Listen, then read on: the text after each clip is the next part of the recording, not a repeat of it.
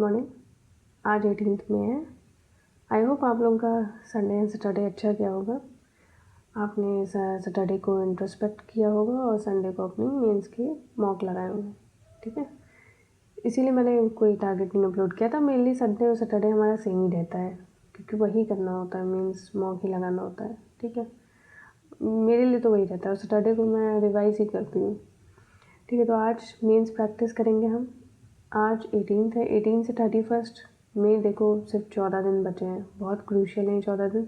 क्यों? क्योंकि जून में जैसे ही फर्स्ट सेकेंड वीक में कोई ना कोई नोटिफिकेशन दिखने लगेगी और जब नोटिफिकेशन दिखती है तब प्रेशर बढ़ता है कि अब इतने दिन हैं, प्री की डेट दिखती है, मेंस दिखता है, अभी कुछ नहीं है। तो अभी मेन टाइम में यही प्रैक्टिस करो, यही अभी वर्क कर सकते हो अपनी वीकनेस पे। ठीक है, तो फोकस और कंसिस्टेंट रहो और अच्छे से प्रिपरेशन करो। हाँ, जिनके अभी भी मार्क्स नहीं बढ़ा रहे हैं, इतने दिन आपने प्रैक्टिस करा होगा, एक दिन प्री एक दिन मेंस, तो अगर जिनके अभी भी मेंस में नहीं आ रहे हैं, 20-30 नंबर आ रहे हैं या प्री में नहीं आ रहे हैं, तो उनके लिए मैंने आज से थोड़ा चेंज किया है टारगेट में कि सबसे पहले देखिए SBI PO में इंग्लिश बहुत इंपॉर्टेंट है। सबसे पहले इंग्लिश की आज से एक एक टॉपिक वाइज प्रैक्टिस स्टार्ट करो, एक एक टॉपिक। आज उसका प्री करें, आज उसका मेंस करेंगे, कल उसका प्री, फिर मेंस, फिर प्री। ठीक है, ऐसे ही रीजनिंग में भी करना है। तो इन दोनों में ऐसे टॉपिक वाइज करने से रीजनिंग में भी मिसलेनियस को हम ज़्यादातर निगलेक्ट कर देते हैं, जिसकी वजह से मार्क्स नहीं आते हैं। ठीक है, तो जब टॉपिक वाइज करेंगे तो आपको इम्प्रूवमेंट जरूर दिखेगा। तो ऐसे इंग्लिश में ये सारे टॉपिक रहते हैं हमारे सिलेबस में, ये आप कहीं से भी नोट कर सकते हो। ठीक है, इंटरनेट पर बहुत है, ये सब मैं पढ़ के बता भी नहीं रही।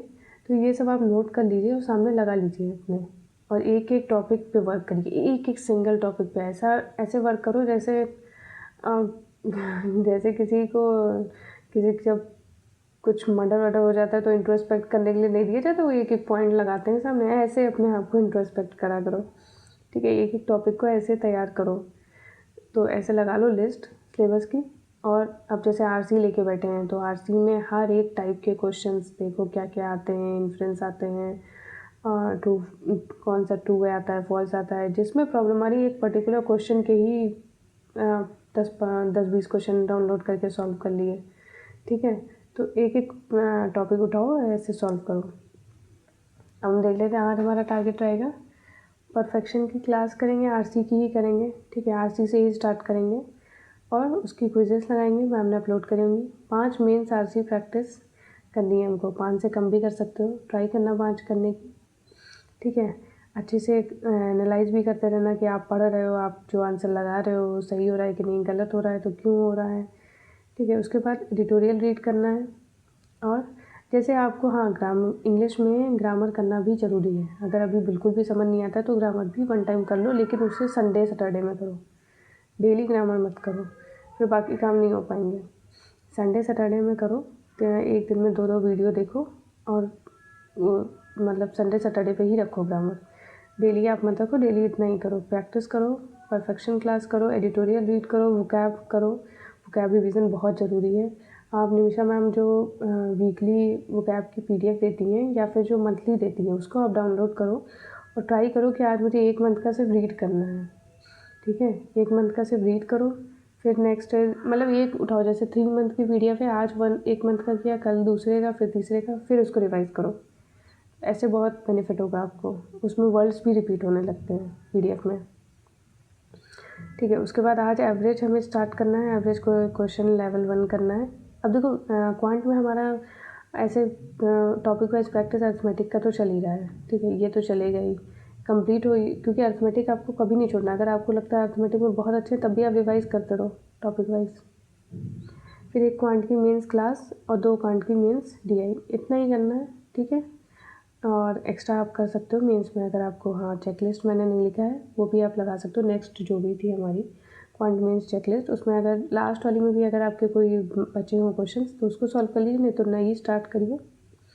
रीजनिंग में भी हम आज से यही करेंगे, 1 रीजनिंग मेंस क्लास करेंगे और 5 रीजनिंग को मिसलेनियस क्वेश्चन और पजल मिक्स है। ठीक है, रीजनिंग में भी टॉपिक वाइज प्रैक्टिस स्टार्ट करो, मैंने टॉपिक्स लिखे हैं, ये आप देख लेना इंटरनेट से। ठीक है, आप रीजनिंग में भी टॉपिक वाइज प्रैक्टिस स्टार्ट करिए, इससे आपको ज़्यादा बेनिफिट होगा, मार्क्स भी इम्प्रूव होंगे और पता चलेगा किस टॉपिक में कहाँ क्या वीक रह रहा है। ठीक है, और उसके बाद आज के करंट अफेयर और उसकी क्विज़, बस ऐसे ही करना है।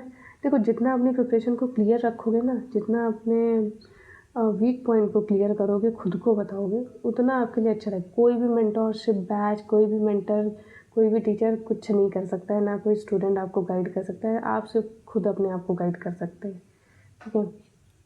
जितना आप अपने लिए क्लियर होंगे कि मेरी क्या वीक पॉइंट है, मुझे कितना मतलब आप कहाँ आपको बिल्कुल नहीं समझ में आता है कि देखो बहुत सबसे ज़्यादा दिक्कत जो ये टाइम लगता है ना प्रिपरेशन में, ज़्यादा डीप में जाके देखो कहाँ छोटे से छोटी गलती, कि क्या आपको इक्वेशन ही सॉल्व करनी नहीं आती है अभी भी छोटी छोटी, या क्या प्रॉब्लम है इंग्लिश के छोटे छोटे सेंटेंस की मीनिंग नहीं आती है समझ में, ठीक है, वहाँ पे पकड़ो प्रॉब्लम होती है। मेन प्रॉब्लम नीचे होती है और ढूंढते हम ऊपर रहते हैं सब, क्यों? क्योंकि लोग हमको वीडियो इंटरनेट पे वही दिखाते हैं कि ये देखो, ये इधर ऐसे करो, मॉक ऐसे एनालाइज करो। अरे मॉक एनालाइज तो चलो सबको आ जाता है, लेकिन मेन प्रॉब्लम ये है कि उसकी बेसिक ही नहीं क्लियर होता है, ठीक है। तो वो चीज़ पकड़ो, अपने आप को रोज़ इंट्रोस्पेक्ट जरूर करते रहो, ठीक है।